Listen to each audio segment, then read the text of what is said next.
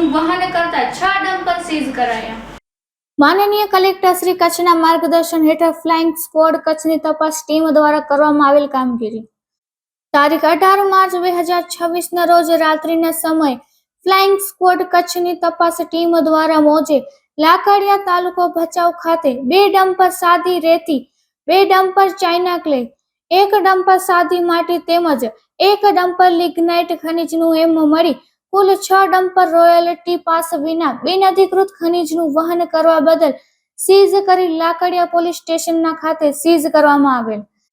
તેમજ મોજે મુન્દ્રા સિટીના ભૂખી નદી વિસ્તાર તાલુકો મુન્દ્રા ખાતે 1 ડમ્પર સાદી રેતી ખનીજનું રોયલ્ટી પાસ વગર વહન